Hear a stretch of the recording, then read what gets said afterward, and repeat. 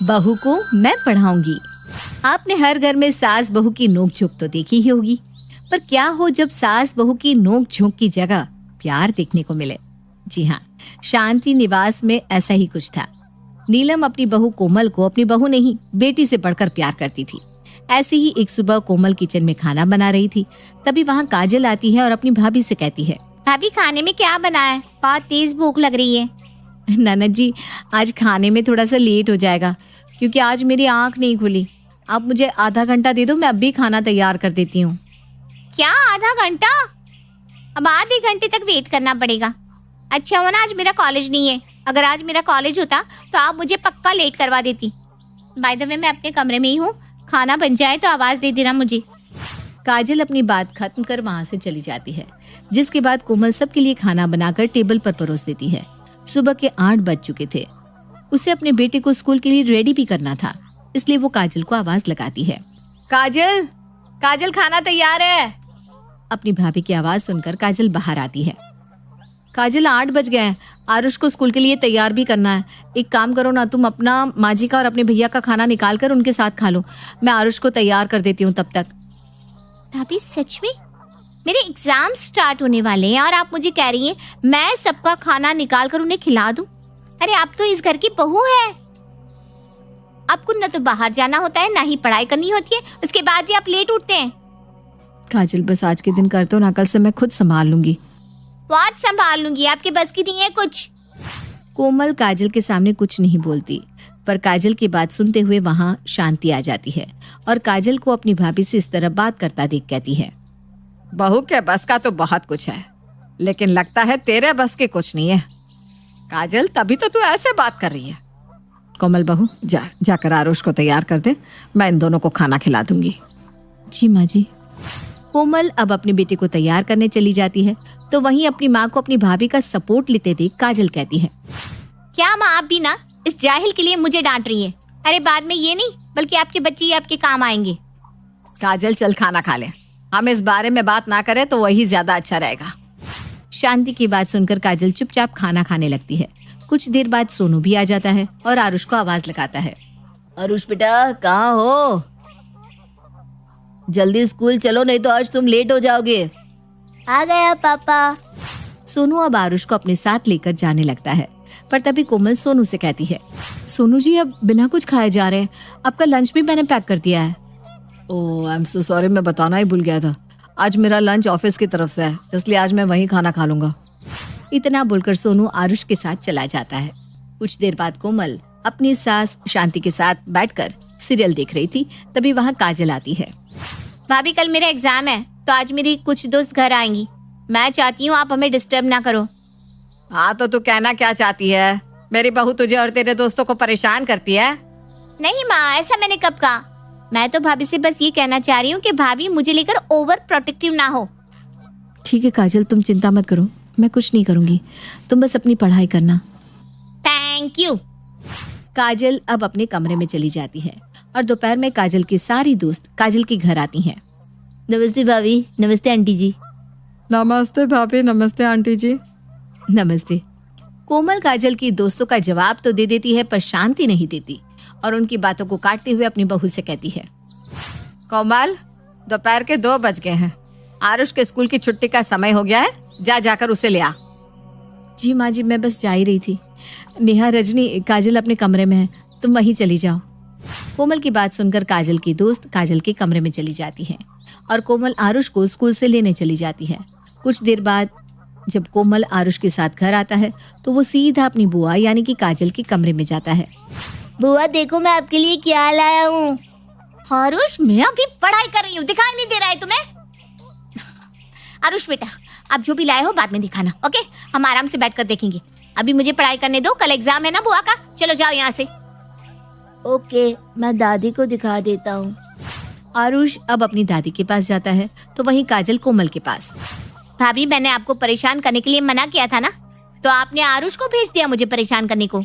ये तुम कैसी बात कर रही हो काजल? मैंने तो आरुष को तुम्हारे पास भेजा ही नहीं है। Whatever, but भाभी प्लीज ट्राई टू अंडरस्टैंड, मेरे एग्जाम है कल, मुझे पढ़ने दो। जैसे आप जाहिल गवार रह गई है ना, मुझे मत रहने दो। इतना बोलकर काजल तो वहाँ से चली जाती है। पर कोमल को काजल की बात बुरी लगती है और वो बिना रिएक्ट करने अपने कमरे में जाती है, जहाँ वो अपने बेटे को पढ़ता देखती है। अपने बेटे को इस तरह पढ़ता देख वो उसके पास जाती है। मेरा बेटा पढ़ रहा है। हाँ माँ, देखो ना, आज सर ने कितना सारा होमवर्क दे दिया करने को। कोई बात नहीं, मेरा आरुष बहुत फास्ट है, बहुत होशियार है, वो तो तुरंत अपना काम खत्म कर लेगा, है ना? Yes mom. वैसे मम्मा, आपने कहाँ तक पढ़ाई की है? आरुष, जैसे तुम पढ़ाई कर रहे हो ना, जैसे तुम्हारी बुआ पढ़ाई करती है, वैसे ही मेरा भी पढ़ने का काफ़ी मन था। लेकिन मैंने जैसे ही 12th पास की, वैसे ही कम उम्र में मेरी माँ ने तुम्हारे पापा के साथ शादी करा दी, जिसके बाद मैं कभी पढ़ ही नहीं पाई, क्योंकि शादी के बाद मैं सिर्फ घर गृहस्थी में ही उलझी रह गई। बात करते करते कोमल की आंखें नम हो जाती हैं और वो वहाँ से चली जाती है। पर आरुष अपनी माँ की बात सुनकर अपनी दादी के पास जाता है। दादी, मुझे आपसे कुछ बात करनी है। हाँ हाँ आरुष, बोलो बेटा, क्या बात करनी है? दादी, आपने पापा की शादी जल्दी करवा दी थी क्या? आरुष, तू ये बात क्यों पूछ रहा है? क्या हुआ बेटा? बताओ ना दादी।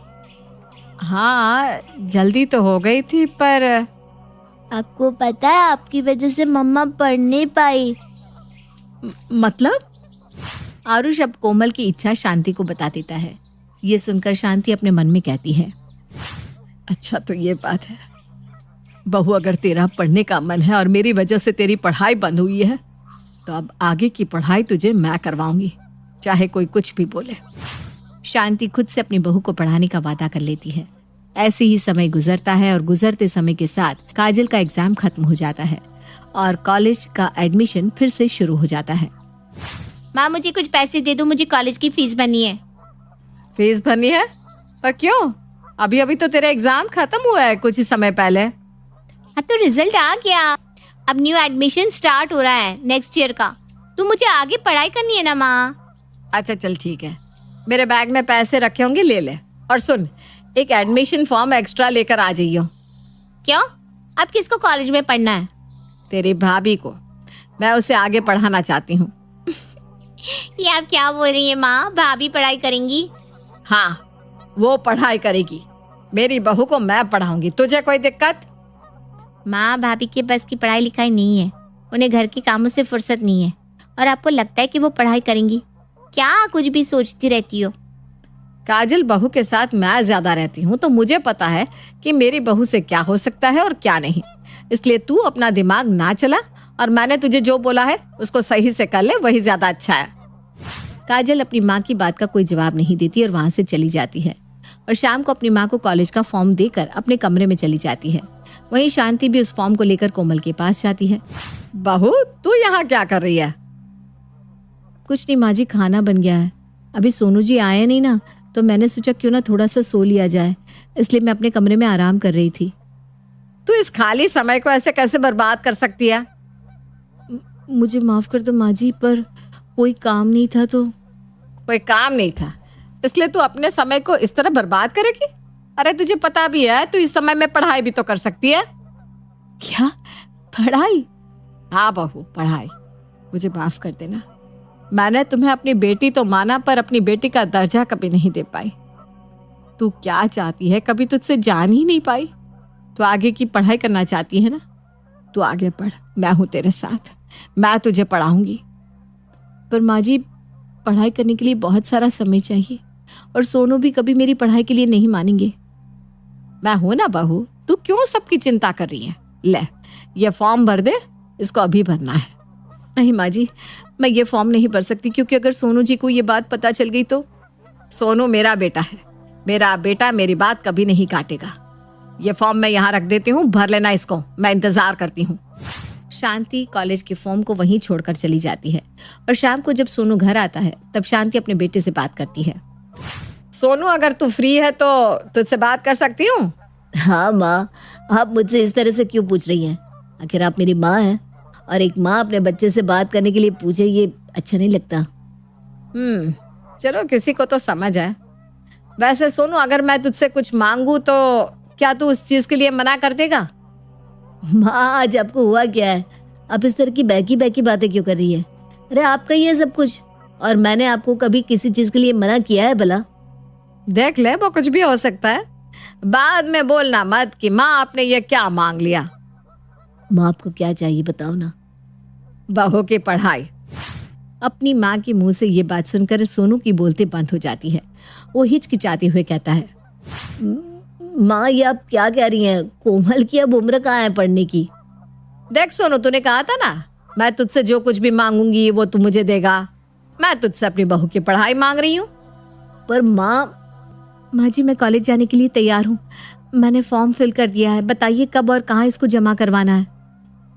पर कोमल तुम कॉलेज और घर कैसे करोगी? और वैसे भी शादी के बाद कौन पढ़ता है?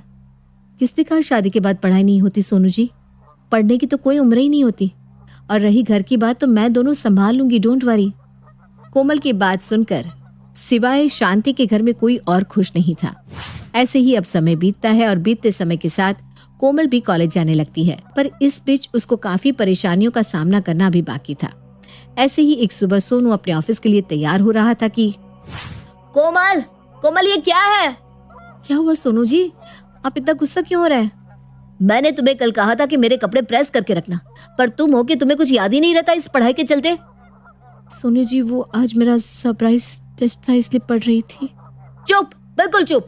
आज तुम्हारी वजह से मीटिंग में मेरी इंसल्ट होगी। सोनू की आवाज सुनकर शांति और काजल कोमल के कमरे में आती हैं और सोनू को इतने गुस्से में देखकर शांति पूछती है, अरे क्यों इतना गुस्सा कर रहा है? अरे गुस्सा ना करूं तो क्या करूं? आपने तो इसको सर पर चढ़ा रखा है। पढ़ लो बहू, पढ़ लो। अगर इसके सर पर पढ़ाई का भूत सवार नहीं होता ना तो आज ये इतनी बड़ी लापरवाही नहीं करती। और पढ़ाओ घर की बहू को। मैं तो जानती थी कि ऐसा कुछ होने वाला है। तो चुप रह और तू बता क्या हुआ? इसको कल रात प्रेस करने को कहा, पर ये हीरोइन तो अपने में ही मस्त रहती है। बस प्रेस के लिए तू बहू पर इतना चिल्ला रहा है? रुक, तेरे कपड़े मैं प्रेस कर देती हूँ। शांति अब सोनू के कपड़े गुस्से में लेती है और कपड़े प्रेस करके उसे देती है। ले पहन ले। और हाँ, अब कान खोलकर सुन ले, आज के बाद बहू पर ऐसे चिल्लाने की हिम्मत भी मत करियो। और काजल तू, आज के बाद तू बीच में कभी नहीं बोलेगी। हाँ। शांति की बात सुनकर अब सब चुप हो जाते हैं। समय बीतता है और उसके पढ़ने की खबर मायके तक पहुंच जाती है और उसके मायके से भी लोग उसे समझाने आते हैं। पर जब वो अपनी पढ़ाई रोकने से साफ मना करती है तब सभी लोग उसे सुनाने लगते हैं। ये देखकर उसकी सास उसका सपोर्ट लेती है और ये देखकर कोमल की आंखें भर आती है। वो ठान लेती है कि अब वो अच्छे से पढ़ाई करके सबकी हेल्प करेगी। ऐसे ही एक दिन सोनू फोन पर किसी से बात कर रहा था। क्या यार, तू जानता है ना अभी फाइनेंशियल प्रॉब्लम है, उसके बाद भी ये सैलरी होल्ड कैसे कर सकते हैं? अरे मुझे अभी बेटे की फीस देनी है यार। सोनू गुस्से में फोन कट कर देता है और फोन को बेड पर फेंक देता है। क्या हो सोनू जी, अब परेशान लग रहे हैं? हाँ यार, सैलरी होल्ड कर दी है क्योंकि कंपनी लॉस में जा रही है। समझ में नहीं आ रहा क्या करूं मैं। सोनू की बात सुनकर कोमल अपनी अलमारी खोलती है और उसमें से कुछ पैसे निकाल कर देती है। लीजिए, ये कुछ पैसे मैंने संभाल कर रखे हैं, आपके काम आएंगे। कोमल को बिना सोचे समझे पैसे देता देख सोनू को अब खुद पर शर्म और उस पर गर्व महसूस होने लगा था। सोनू उससे कुछ बोल पाता तभी वहां आरुष आ जाता है। डैडी, मुझे ये सवाल नहीं आ रहा, आप बता दो ना। आरुष, अभी डैडी बिजी है ना, आप मुझे बताओ क्या समझ में नहीं आ रहा, मैं आपको बताती हूँ।